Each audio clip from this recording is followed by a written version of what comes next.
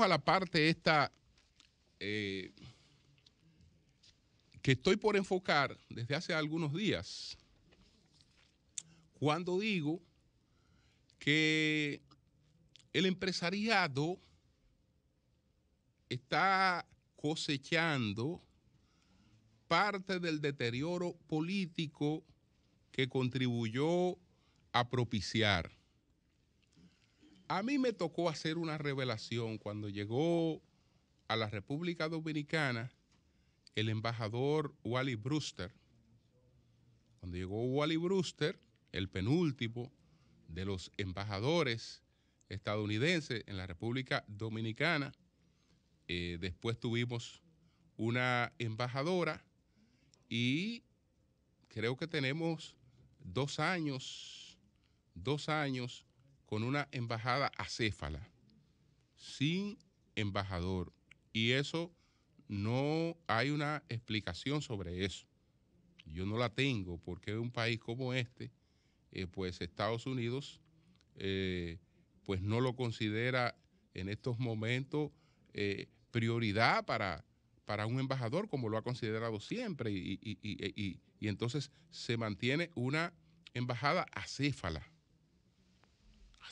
porque tiene una presencia administrativa con un encargado de negocio, pero ya he dicho que el encargado de negocio no es un funcionario diplomático acreditado ante el presidente, no lo es. Por lo tanto, Estados Unidos no está siendo recíproco con la República Dominicana, que tiene un embajador en Washington. Tiene una embajadora en Washington. Entonces, lo que Estados Unidos tiene aquí desde hace 2 años es un encargado de negocios. Nadie sabe por qué, pero ese no es el tema. El tema es que cuando llega Brewster, año 2013, se produce, ustedes recordarán que el señor Martínez Pozo habló de esa cena, de ese encuentro de Brewster con, habrán 15 empresarios importantes, de los más importantes del país, en ese encuentro. Y por lo menos una docena de esos empresarios en sus exposiciones coincidieron en que aquí había un tema político por resolver. ¿Cuál era el tema político por resolver? La necesidad de contener al PLD, que ya se había entronizado como un partido de gobierno, y ese establecimiento del PLD como un partido de gobierno ya lo estaba colocando con tanto poder que el partido ya no requería de la clase empresarial, ya no dependía de la clase empresarial, sino que por el contrario, la clase empresarial, cuando hay un partido fuerte de gobierno, se convierte en dependiente de ese partido, y además ya van surgiendo otras competencias y una serie de cuestiones. Entonces, el empresariado creía, estamos hablando de 2013, que lo más sano para la democracia dominicana era la alternabilidad. Era la alternabilidad, que no hubiera un partido con esa fortaleza, etcétera, etcétera, y que las cosas fueran en un terreno más plano, porque entendía que eso no era favorable, y le pidieron al embajador que ayudara en ese sentido en su agenda en la República Dominicana. Ustedes recuerdan que el caballero después fue a la Cámara Americana de Comercio y arremetió contra la corrupción, hizo una serie de planteamientos y se fue desarrollando una agenda con la que el PLD después gustoso contribuyó, porque el PLD con su división, contribuyó a empujar esa agenda que el empresario entendía, o el empresariado, o parte del empresariado, que le beneficiaba, porque le dejaba en un terreno más plano de políticos que necesitaban del apoyo institucional del sector empresarial, pero que no se le colocaban por encima en poder al sector empresarial, que no se le montaban sobre la cabeza, que dependían del sector empresarial. Y entonces, bueno, viene la división del PLD y se contribuye más con esa agenda. Y bueno, asistimos a un cambio y asistimos a un deterioro, no a un colapso, sino a un deterioro del sistema de partidos, porque aquí prácticamente había un solo partido con la fortaleza del PLD. Es decir, la fortaleza del PLD hace tiempo que en la historia dominicana no la tenía ningún otro partido. Entonces, esa fortaleza se fracciona, se divide. Entonces, aunque todavía aquí el sistema de partidos es fuerte, eso plantea un debilitamiento del sistema de partidos y un debilitamiento de la clase política. Paralelamente viene entonces la agenda de lucha contra la corrupción.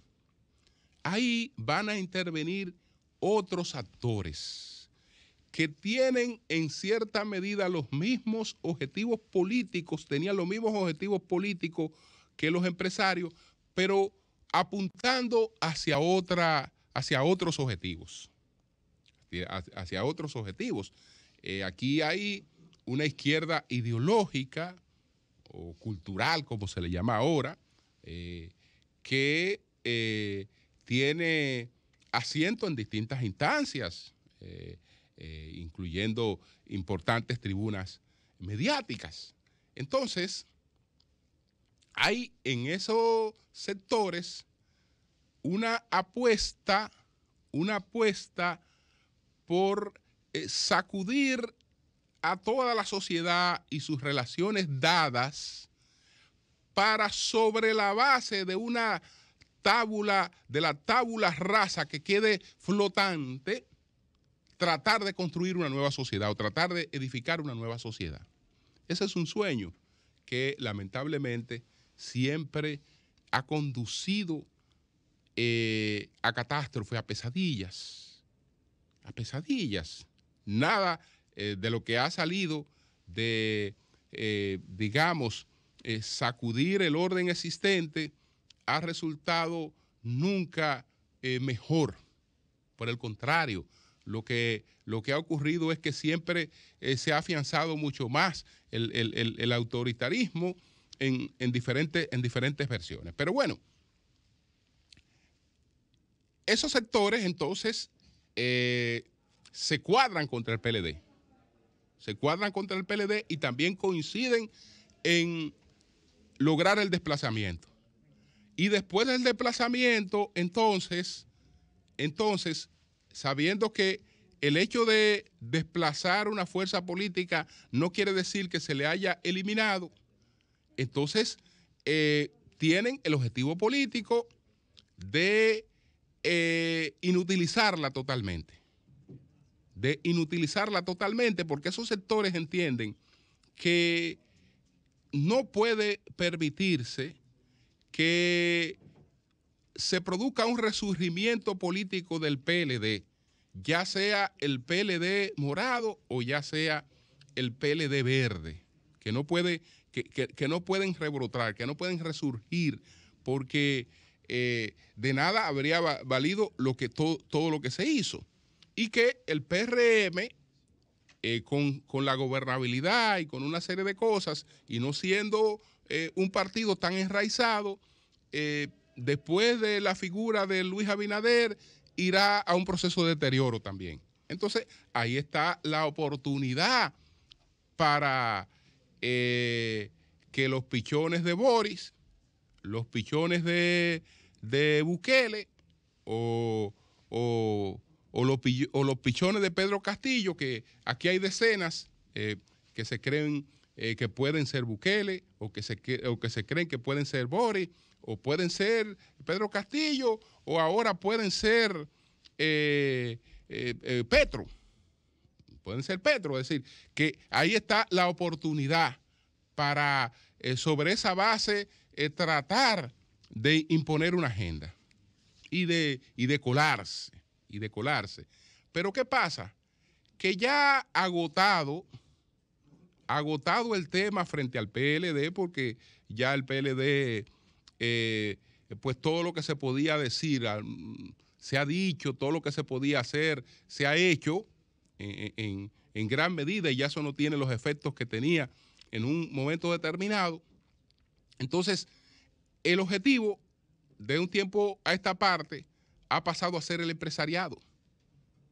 Ese ha pasado a ser el objetivo porque los empresarios no entienden o no entendían que en política no hay vacío. Si hay una cosa en la que no hay vacío es en la política. Entonces, si no tengo políticos a lo que adversar, políticos fuertes a lo que adversar, a lo que atacar, a lo que contrapesar, entonces voy a buscar otros actores. Entonces, ese debilitamiento que hemos tenido del principal partido de la República Dominicana y su fraccionamiento ha dejado la trinchera abierta para que ahora lo más popular en política sea atacar al empresariado, pero de manera directa y darle por la cabeza de manera directa. Por eso, cualquier expediente que aparezca, ustedes no se dan cuenta que todos los expedientes que aparecen ahora se le enrumba más hacia el sector empresarial que hacia la propia clase política, porque los efectos de morbosidad son, digamos, más atrayentes cuando involucramos familias empresariales que ya con los propios casos políticos que no tienen impacto. Entonces, vemos que de repente había un señor en el Congreso encabezando un movimiento que el movimiento lo que pretendía era la devolución de fondos de pensiones. No, ya eso queda corto. Ahora la agenda es totalmente antiempresarial. Ahora, el principal gremio del país, en vez de colocarse dentro de sus objetivos reivindicativos, va de frente contra el sector empresarial, planteando la eliminación de la intermediación de las AFP y de las ARS. Un absurdo que no cabe ni siquiera en la mente leninista, pero es un absurdo porque yo decía que si alguien empezó creyendo que la intermediación era realmente una aberración, fue la Revolución Soviética. La Revolución Rusa empezó creyendo que la intermediación era una aberración y Lenin eliminó toda suerte de intermediación para garantizar una economía más redistributiva. Sin embargo, se dio cuenta que no hay economía sin intermediación y cuando lanzó su nueva política económica, restableció en la medida en que lo podía hacer un régimen totalitario y un capitalismo de Estado, la intermediación. La restableció, es decir, que reconoció el error de haber pensado que en una economía se podía sustentar sin un nivel de intermediación.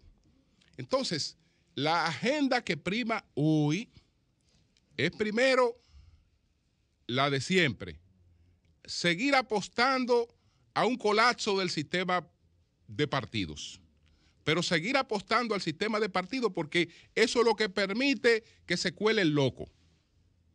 Eso es lo que permite que se cuele el loco, cual que sea, y no necesariamente un loco de la cabeza, que se cuele el loco.